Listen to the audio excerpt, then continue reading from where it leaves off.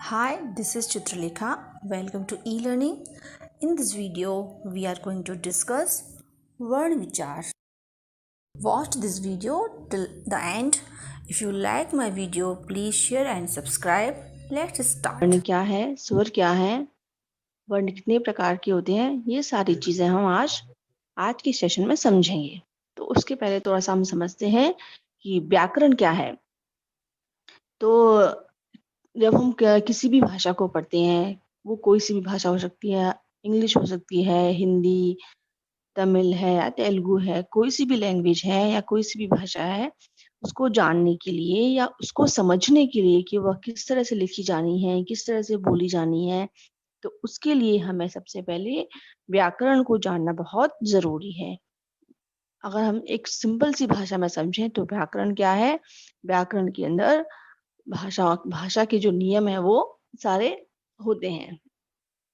तो इसलिए हमें व्याकरण को जानना बहुत जरूरी है किसी भी भाषा को जानने से पहले। और अब हम जानते हैं कि वर्ण क्या है। तो जो कोई भी भाषा हो, वो कहीं ना कहीं छोटी छोटी इकाइयों से मिलकर बनी होती है। छोटी स्मॉलेस्ट यूनिट जो होती है, उससे मिलकर बनी होती है। तो इस छोटी इकाई को बोलते हैं ध्वनि, और इस ध्वनि को ही बोलते हैं वर्ण। तो हम समझेंगे वर्ण क्या है। अगर हम एक सिंपल लैंग्वेज में समझें कि वर्ण क्या है, तो भाषा की सबसे छोटी इकाई जिसके और टुकड़े नहीं किए जा सकते, उसको हम कहेंगे ध्वनि या फिर वर्ण। ठीक है, तो अब हम समझें कि ये वर्ण होते कितने हैं। हिंदी भाषा में कुल 44 वर्ण हैं। हिंदी भाषा में कितने वर्ण हैं? कुल 44 वर्ण हैं, जिनको कि दो भागों में बांटा गया है, स्वर और व्यंजन। स्वर हैं आपके 11 और व्यंजन हैं आपके 33।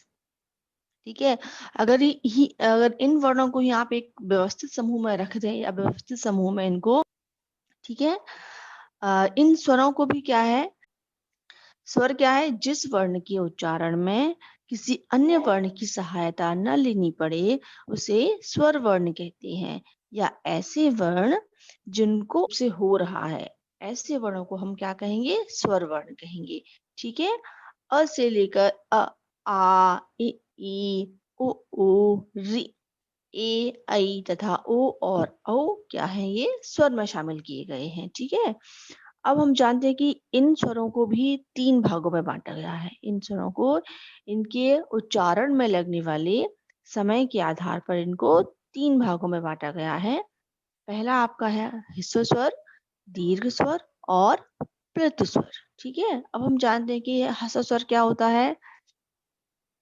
तो ह्रस्व स्वर होता है आपका अ, ऐसे वर्ण कम समय लगे तो ऐसे वर्णों को हम कहेंगे ह्रस्व स्वर। ठीक है, इनकी संख्या होती है 4। छोटा अ, छोटी ई, उ और री, ये 4 वर्ण आपके ह्रस्व स्वर में शामिल हैं। नेक्स्ट आपका है दीर्घ स्वर। दीर्घ स्वर क्या होता है? ऐसे स्वर जिनके उच्चारण में 2 मात्रा के उच्चारण के बराबर समय लगे, अथवा हम कह सकते हैं ऐसे स्वर जिनका उच्चारण करते समय ह्रस्व स्वर की अपेक्षा ज्यादा समय लगे। ठीक है, उनके कंपैरिजन में ज्यादा समय लगे, तो ऐसे स्वरों को हम कहेंगे दीर्घ स्वर। ठीक है, इनकी संख्या है 7। जैसे ह्रस्व, टोटल संख्या कितनी है स्वरों की? 11, उसमें से 4 है ह्रस्व स्वर के अंदर, तो जो बचे हुए जो स्वर हैं 7, वो आपके आते हैं दीर्घ स्वर के अंदर। और दीर्घ का मतलब भी होता है अपने आप में बड़ा, तो आप ऐसे भी समझ सकते हैं, जिसको बोलने में ज्यादा समय लग रहा है उन स्वरों को हम बोलेंगे दीर्घ स्वर। अब इसके बाद नेक्स्ट आता है आपका प्लुत स्वर। प्लुत स्वर क्या होता है? ऐसे स्वर जिनका उच्चारण करने में हमको 3 मात्रा के उच्चारण के बराबर समय लगे, या फिर ऐसे वर्ण जिनका उच्चारण करते समय ह्रस्व स्वर और दीर्घ स्वर की अपेक्षा ज्यादा समय लगे, ऐसे स्वरों को हम कहेंगे प्लुत स्वर। जैसे ओम, एग्जाम्पल लिया है ओम। ठीक है, ओम का उच्चारण हम थोड़ा ठहर के और इस तरह से बराबर से आपको समय लेना है, ओम। ठीक है, 3 गुना समय लगता है। ठीक है, 3 मात्रा के उच्चारण के बराबर। उसके बाद नेक्स्ट आपका आता है अंग तथा आहा। अब अगर हम देखें तो अंग और आहा को भी हम स्वरों के साथ ही पढ़ते हैं। ठीक है, लेकिन इनको स्वरों की गिनती में शामिल नहीं किया गया है। ठीक है, अगर हम संस्कृत भाषा की बात की जाए तो संस्कृत भाषा में 13 स्वर होते हैं। वहां पर अंग और आह को स्वरों में शामिल किया है, जबकि हिंदी भाषा के अंदर अंग और आह को स्वरों में शामिल नहीं किया गया है। ठीक है, इनको संयुक्त रूप से क्या नाम दिया गया है? अयोगवाह। अंग और आह को एक कंबाइंड में जो या संयुक्त रूप से जो नाम दिया गया है वो है अयोगवाह। ठीक है, यहाँ पर अंग को बोलेंगे अनुस्वार और आह को बोलेंगे विसर्ग। अंग को अनुस्वार क्यों बोल रहे हैं? क्योंकि अंग का जो उच्चारण है वो नाक से होता है। अंग का उच्चारण नाक से होने के कारण इसको बोलते हैं अनुस्वार और आह को बोलते हैं विसर्ग। ठीक है, तो हमने इस चैप्टर के अंदर आज की सेशन में जाना वर्ण क्या होते हैं, वर्ण कितने प्रकार के होते हैं, स्वर क्या होते हैं, स्वरों को कितने भागों में बांटा गया है। ठीक है, ये सारी चीजें हमने आज इस चैप्टर के अंदर जानी।